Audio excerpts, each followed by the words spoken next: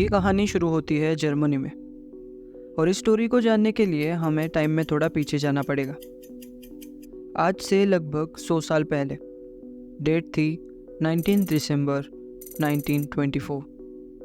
Vincent Oliver नाम का एक इंसान अपनी जान हथेली में लेकर पुलिस स्टेशन में आ जाता है।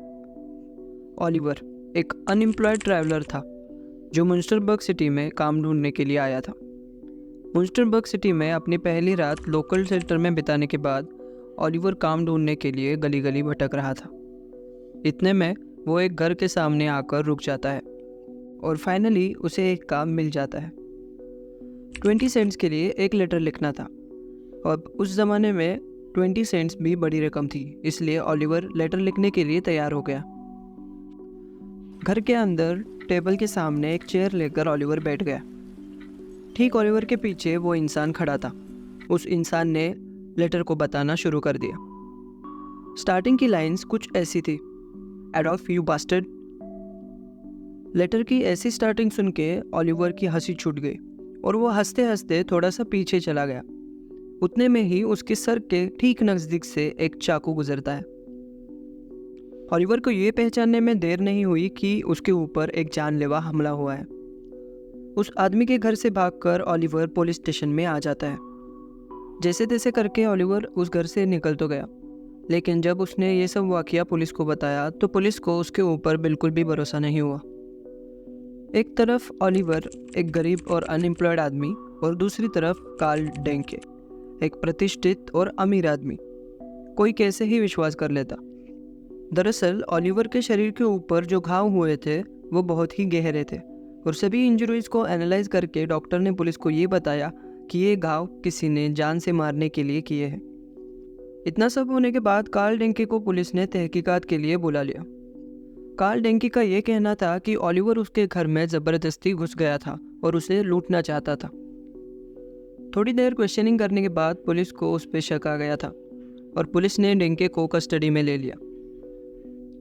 टू दिस पॉइंट कार्ल डेंके और ओलिवर दोनों भी अपने जवाब पर कायम थे। कार्ल डेंके को पुलिस ने टेम्पररीली एक कस्टडी में कैद करके रखा था। जब 2 घंटों के बाद एक पुलिस ऑफिसर कार्ल डेंके से कुछ सवाल पूछने आया तो उस वक्त कस्टडी में कार्ल डेंके था, लेकिन अब वो जिंदा नहीं था। अपने रुमाल को गले पे घुमाकर उसने खुदकुशी कर ली थी। शायद उसे ये पता चल गया था कि अब वो पुलिस से भाग नहीं सकता और यहीं पर कैनिबल सीरियल किलर कार्ल डेंके की मौत होती है। फिर क्या, कहानी ख़त्म। एक्चुअली ये कहानी शुरू होती है कार्ल डेंके के मौत से। कार्ल एक रिस्पेक्टेड आदमी था। पुलिस को ऐसा लगा कि गलत इल्ज़ाम सहन ना होने की वजह से उसने खुदकुशी कर ली। मौत के बाद उसकी प्रॉपर्टी को सिक्योर करने के लिए पुलिस उसके घर पर विजिट करती है। कार्ल डेंके, जिसे फादर डेंके के नाम से भी जाना जाता था, उसके घर पे आज पहली बार पुलिस आई थी। जब पुलिस ने वहाँ पर तलाशी ली तो वहाँ का नज़ारा देखने वाला था। घर के अंदर जब खोजबीन शुरू हुई तो एक एक चीज़ें मिलना शुरू हो गई। रूम के अंदर आते ही अलमारी के ऊपर खून से सने कपड़े लटके हुए थे। आगे वाली टेबल पर किसी के हाथ की हड्डियाँ थी और किसी कोने में पड़ा था सड़ा हुआ मांस। इंसानी हड्डियों का collection, which was really shocking, जिसमें लगभग 10 से 15 लोगों की बोन्स शामिल थी। इसके अलावा पुलिस को वहाँ पर से कुछ हैंडीक्राफ्ट चीज़ें भी मिली, जैसे कि shoes, bags and belts. These were made up of human skin. यहाँ तक कि शूज़ के लेसेस भी इंसानी बालों से बनाई गई थी और एक दीवार पर किसी आदमी की स्किन भी लटकाई गई थी। रूम के कोने में एक मीट ग्राइंडर और एक सोप मेकिंग मशीन भी पड़ा था। So after seeing all this scene, police को ये गारंटी हो चुकी थी कि कार्ल डेंके कोई रिस्पेक्टेड आदमी या फिर अच्छा इंसान नहीं था। He was a monster, cannibal and a serial killer. Police ने कार्ल डेंके के घर में से मिले सभी सबूतों को इकट्ठा करके फॉरेंसिक में भेज दिया। फॉरेंसिक डिपार्टमेंट ने यह कंफर्म कर दिया कि कार्ल डेंके के घर से मिली हड्डियों में टोटल 20 इंसानों की हड्डियां शामिल है। इसमें किसी का हाथ तो किसी के पैर की हड्डियां शामिल थी और मिला हुआ मांस भी इंसानों का ही था। डेंके ने बहुत सारे लोगों को मौत के घाट उतारा था। पुलिस को उसके घर से कुछ डॉक्यूमेंट्स भी मिले। ये सब डॉक्यूमेंट्स विक्टिम्स को बिलोंग करते थे, जिनमें कुछ लॉकस्मिथ, बेकर, कंस्ट्रक्शन वर्कर और टेलर थे, जो सिटी में कुछ जॉब ढूंढने के लिए आए थे। कार्ल डेंके ने ऐसे ही लोगों को टारगेट किया था जो होमलेस है या फिर घर से बहुत दूर आ चुके हैं। According to police, there should be more than 40 victims. ये है कुछ शूज़ और बेल्ट की रियल फोटोज़, जहाँ पर शू की लेस भी ह्यूमन हेयर से बनाई गई थी। डेंके ये प्रोडक्ट्स बेचता भी था और ऐसा भी माना जाता है कि ये प्रोडक्ट्स काफ़ी पॉपुलर भी थे।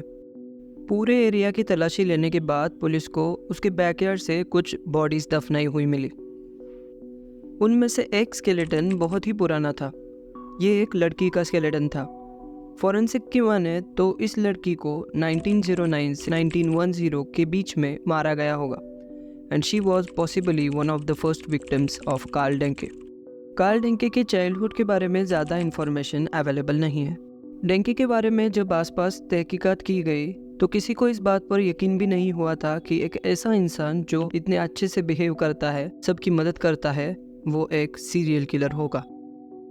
पुलिस को मिले हुए इन्फॉर्मेशन के मुताबिक डेंके पोर्क मीट भी बेचता था। इट बिकेम ऑब्वियस कि वो कोई पोर्क मीट नहीं था। It was a human meat जो लोग बहुत ही मज़े से खाते थे। कार्ल डेंके के इस केस के बाद जर्मनी में लोगों ने पोर्क मीट खाना बंद ही कर दिया था। इतना ज़्यादा डार्क और ग्रूसम क्राइम होने के बाद भी कार्ल डेंके की केस अंडररेटेड ही है। तो दोस्तों, ये थी कहानी कार्ल डेंके की, एक ऐसा सीरियल किलर जो हिस्ट्री में छुपा हुआ था। ऐसे ही डार्क स्टोरीज सुनने के लिए हमारी चैनल को सब्सक्राइब करें और बेल आइकन दबाना मत भूलना, ताकि आपको हमारे नए वीडियोस की नोटिफिकेशन मिलती रहे। अगर आपको ये वीडियो पसंद आता है तो लाइक कर दीजिए और कमेंट करना कि आपके थॉट्स क्या है, और आपके दोस्तों को शेयर करना भी ना भूलें। मिलते हैं अगले वीडियो में, तब तक के लिए बाय बाय।